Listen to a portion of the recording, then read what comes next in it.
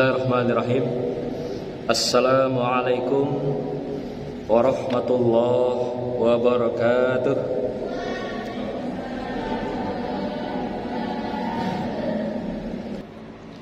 Hadirin yang dimuliakan Allah, Surah Ali Imran ayat 52 menunjukkan pada kita bahwa Nabi Isa alaihissalam yang di dalam pengabdiannya, di dalam dakwahnya, di dalam menyampaikan kalamullah, yaitu kitab Injil ini,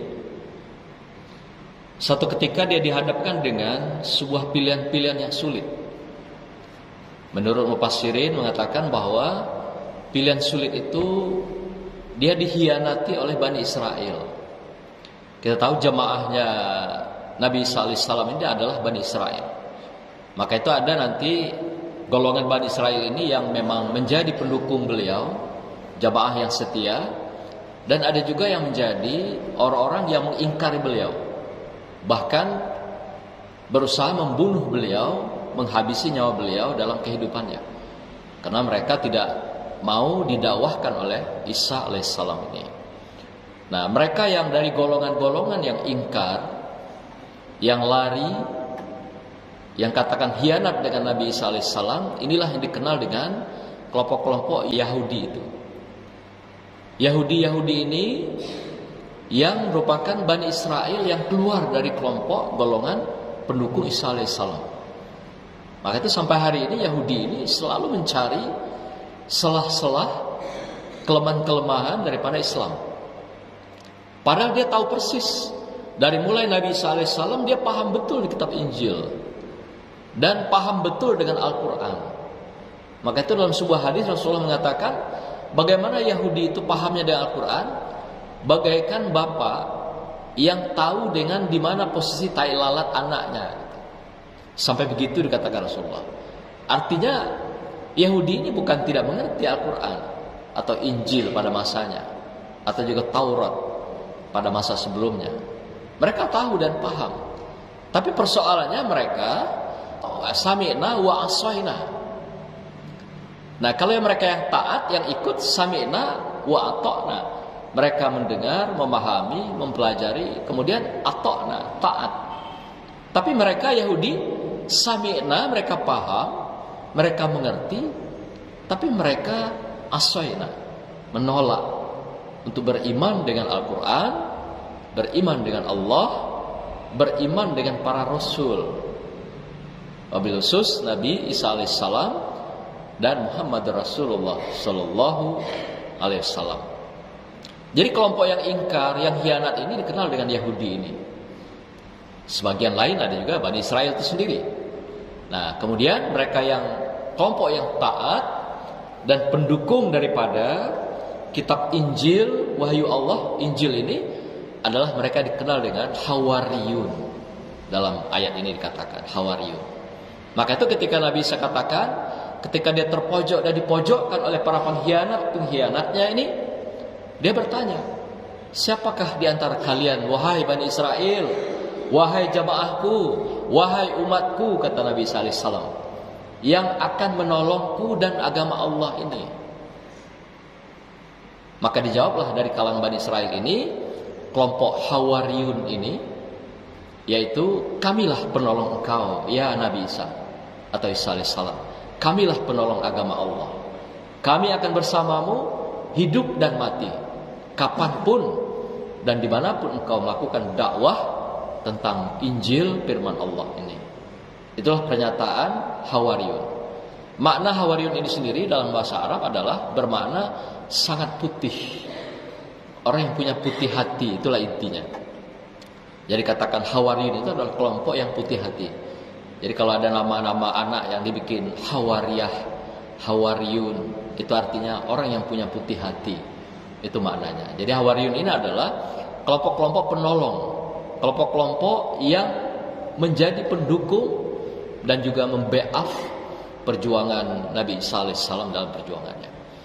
Demikian juga pada masa Rasulullah sebenarnya. Ada juga pada saat-saat seperti itu dia berdakwah terpojok dan banyak yang pengkhianat dan bahkan juga akan membunuh Rasulullah.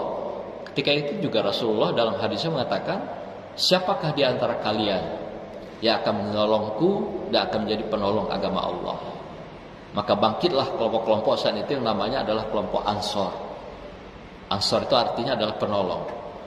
Dan mereka memasang badan, jiwa dan raga, lahir dan batin. Kami ya Rasulullah akan mendampingi engkau, akan membela engkau, dan akan menolong agama Allah. Kata kelompok kaum Ansarullah atau Ansor ini. Inilah yang kemudian menjadi pembela, pendukung daripada Rasulullah Sallallahu Alaihi Wasallam. Nah, kemudian kelompok kedua adalah kelompok Muhajirin, kelompok yang mendampingi Rasulullah melakukan hijrah dari Mekah ke Madinah. Jadi dua kelompok inilah yang menjadi kelompok utama intinya yang mendukung perjuangan dakwah Rasulullah. Maka itu dalam surah As-Saffat pada ayat 14 Allah katakan, ya ayyuhallazina amanu kunu ansarullah. Wahai orang-orang yang beriman, siapakah antara kalian yang akan menolong agama Allah? Allah tantang itu. Siapkah menjadi pembela agama Allah? Kunu ansarullah. Siapakah di antara kalian yang siap membela agama Allah? Allah. Dan barang siapa membela agama Allah, Allah akan bela dirinya dunia akhirat. Allah akan lindungi dia dunia dan akhirat. Allah berikan kecukupan, anugerah, rezeki, dan segala nikmat dicukupkan oleh Allah SWT di dunia dan akhirat. Dengan catatan kunu ansarullah, yang menolong agama Allah. Maka itu hadis Rasulullah mengatakan, barang siapa yang hidup yang mencari sesuatu di dunia, dia hanya mendapatkan dunia saja. Tapi barang siapa yang dalam hidupnya mencari kehidupan akhirat, artinya adalah kehidupan bersama Allah, dia juga akan mendapatkan kehidupan dunia. Oleh karena itu, hadirin berbahagia, apa yang ditantang Allah ini harus kita jawab. Kalau kita memang merasakan cinta kepada Allah dan Rasulullah, kalau kita menunjukkan bahwa kita berjanji bersahadat kepada Allah dan Rasulullah, maka itu kita tunjukkan, siapkan diri kita berjihad di jalan Allah.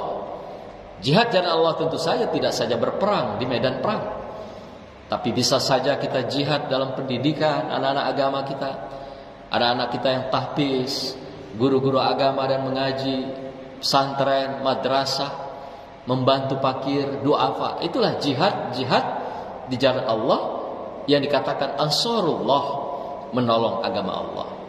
Bukan berperang saja pemahaman di dalam kita memahami jihad di jalan Allah. Memang ada ayat-ayat tertentu yang mewajibkan orang melakukan jihad fisabilillah, jihad di jalan Allah. Tapi tidak semua jihad itu dimaknai harus memanggul senjata, harus berperang dengan pedang, tapi juga dengan moral, material, harta benda, dan dengan kekuasaan kita. Bagi yang punya harta, jihadlah dengan hartanya. Bagi yang punya jabatan, jihadlah dengan jabatannya. Bagi yang punya pikiran, berjihadlah dengan pikirannya. Bagi yang punya kekuatan fisik, berjihadlah dengan fisiknya. Bagi yang punya kekuasaan, berjihadlah dengan tanda tangannya dan kekuasaannya. Inilah bentuk-bentuk jihad itu yang ditantang oleh Allah. Kunu ansarullah. Siapa di antara kamu yang bersiap-siap membantu menolong agama Allah? Inilah cara yang diberikan oleh Rasulullah Sallallahu Alaihi Wasallam. Dan ini juga yang terjadi pada masa Nabi Isa Alaihi Salam, yaitu kaum Hawariyun. Hawariyun yang sudah mencontohkan dirinya, mereka berjihad lahir dan batin, sepenuhnya jiwa dan raga, diabdikan membantu pergerakan, perjuangan dan dakwahnya Nabiullah Isa Alaihi Salam, yang dalam artian mereka adalah ansarullah, menolong agama Allah. Pun begitu juga pada masa Rasulullah Sallallahu Alaihi Wasallam, kaum Ansor dan Muhajirin serta kaum kerabat sahabat yang bersatu mendukung perjuangan daripada Rasulullah Sallallahu Alaihi Wasallam. Maka wajar saja Rasulullah mendapatkan sebuah julukan sebagai orang yang paling berpengaruh, terkemuka, nomor 1 di dunia dari 100 tokoh yang diteliti oleh seorang yang bernama Michael Hart. Selama lebih kurang 25 tahun penelitiannya di dunia, di barat, di Eropa, di timur, di selatan, dia menemukan bahwa Tidak ada manusia yang paling sempurna, yang terkemuka, yang paling berpengaruh di dalam kehidupan kemanusiaan, budaya dan peradaban selain daripada Muhammad Rasulullah SAW. Apa yang mendasarinya adalah Rasulullah SAW mampu membawa agama Islam ini dan Al-Quran ini mulai dari satu orang, Siti Khadijah, Abu Bakar Siddiq, sampai hari ini itu tidak terputus. Waktu dia meneliti itu, sampai hari ini katanya sudah mendekati 500 juta orang. Kalau sekarang sudah mendekati 2 miliar. Dari jumlah penduduk dunia hampir sekitar 7 miliar. Penganut, pengikut, dan juga pemeluk agama Islam ini, pencinta Al-Quran Rasulullah Sallallahu Alaihi Wasallam.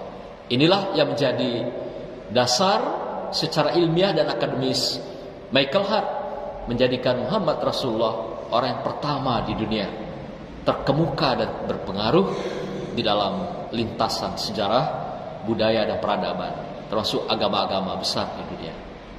Itulah hadirin berbahagia tentang keberadaan Nabi Isa alaihissalam, seorang Nabi juga Rasulullah, tidak beda dengan Muhammad Rasulullah Sallallahu Alaihi Wasallam. Dan tidak ada Nabi setelah Nabi Muhammad, tidak ada Rasul setelah Rasulullah Sallallahu Alaihi Wasallam. Begitulah Al-Quran mengatakan, begitulah demikian juga hadis-hadis Nabi yang muktabar, yang juga diungkapkan dalam berbagai riwayat-riwayat yang sahih yang dapat kita jadikan pelajaran bagi kita semua. Demikian, semoga Allah memberikan berkah pada kita, dan semoga di akhir hayat kita tetap menjadi orang yang istiqomah dan menjadi akhir kehidupan kita dengan indah, husnul khatimah insyaallah. Barakallah. Wassalamualaikum warahmatullahi wabarakatuh.